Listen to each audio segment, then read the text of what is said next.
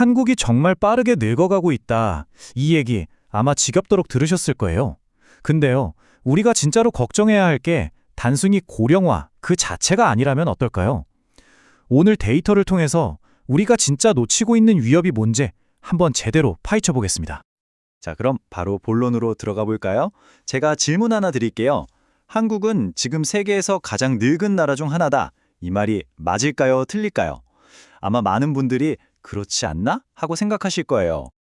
근데요, 실제 데이터를 까보면요, 현실은 이게 생각보다 훨씬 복잡하고 또 훨씬 더 시급한 문제라는 걸 알게 됩니다. 네, 첫 번째로 우리가 흔히 가지고 있는 오해부터 한번 짚고 넘어가 보죠. 자, 이 그래프 한번 보실까요? 이게 중위 연령이라는 건데요. 쉽게 말해서 우리나라 사람들 전체를 나이 순으로 쫙 줄 세웠을 때 딱 정가운데 있는 사람의 나이를 말하는 거예요. 2025년 기준으로 보면 한국이 46.2세. 저게 일본은 벌써 50세에 도달했고요. 미국은 39세죠. 그러니까 어때요? 일본보다는 아직 젊고 미국보다는 확실히 나이가 많죠. 중요한 건 지금 당장만 놓고 보면 우리가 막 세계에서 제일 늙은 나라는 아니라는 거예요. 65세 이상 고령 인구 비율을 봐도 마찬가지예요. OECD 평균보다 그냥 살짝 높은 수준? 그러니까 이렇게 현재 상태만 보고 있으면 그냥 좀 늙었네? 하고 진짜 중요한 문제를 완전히 놓치게 되는 거죠. 그럼 진짜 문제가 뭐냐고요? 바로 속도입니다. 속도. 우리가 전례 없는 속도로 정말 미친 듯이 늙어가고 있다는 거, 이게 바로 핵심입니다. 이 타임라인을 보시면 이 속도가 얼마나 충격적인지 바로 감이 오실 거예요. 1970년에요. 우리나라 중위 연령이 고작 18.5세였어요. 완전 젊은 나라였죠. 우리가 2002년 월드컵으로 뜨거웠을 때만 해도 31.8세였고요. 그런데 불과 10년 좀 지나서 2035년이 되면 이 숫자가 무려 52세까지 치솟을 거라고 합니다.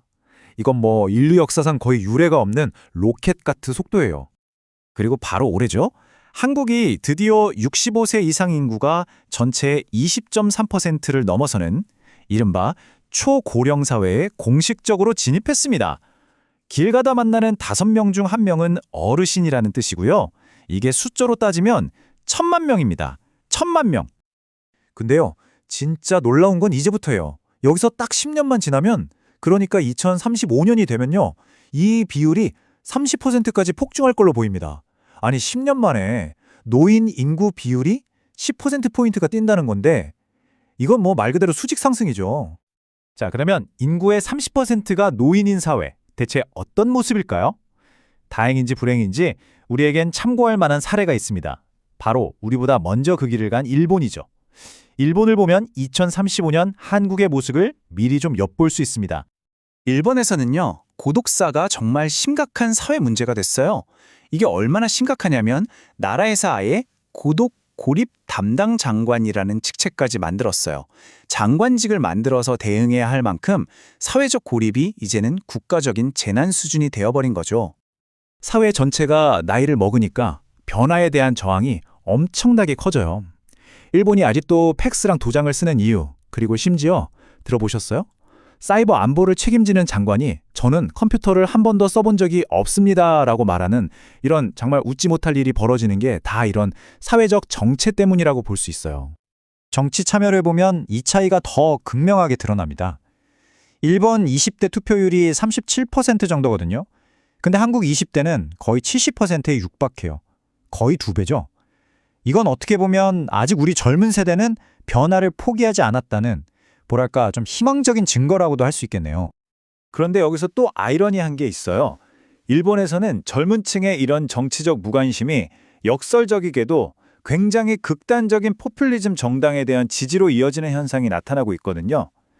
그러니까 어차피 내 목소리는 안 들어주잖아 하는 그 환멸감이 오히려 더 위험한 선택의 문을 열어버리는 거죠. 자, 그러면 이제 일본의 사례를 봤으니 이걸 바탕으로 우리 대한민국의 10년 후를 한번 구체적으로 들여다보겠습니다. 핵심은 바로 이 숫자입니다. 플러스 50%. 이게 무슨 말이냐면요. 앞으로 딱 10년 동안 우리나라 65세 이상 인구가 지금보다 50%가 더 늘어난다는 거예요. 지금 1,000만 명인데 여기에 500만 명이 순식간에 더해져서 1,500만 명이 넘는 정말 어마어마한 거대 집단이 되는 거죠. 자, 이 도넛 차트를 보시면 2035년의 인구 구조가 한눈에 들어옵니다. 저기 보세요. 60대랑 70대 이상을 합치면 와, 전체 인구의 40%예요. 사실상 이분들이 사회의 가장 주된 목소리가 되는 거죠. 반면에 10대, 20대, 30대를 다 합쳐도 이분들보다 숫자가 적어요.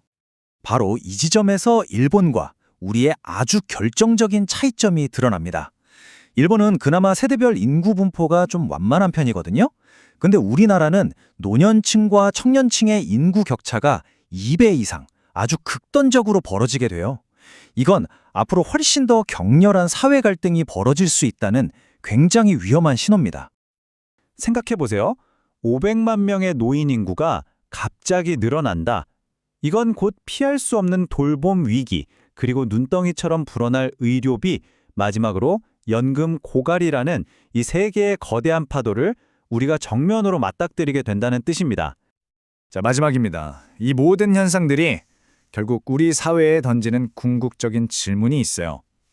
과연 우리는 콘크리트처럼 굳어버린 사회가 될 것인가 하는 질문입니다. 사회의 압도적인 다수가 된 노년층의 목소리는 자칫하면 사회 전체를 딱딱하게 경직시킬 수 있습니다. 우리가 마주한 가장 큰 위험, 어쩌면 일본보다도 훨씬 심각할 수 있는 진짜 위험은 바로 더 이상 변화할 수 없는 사회가 되어버리는 겁니다.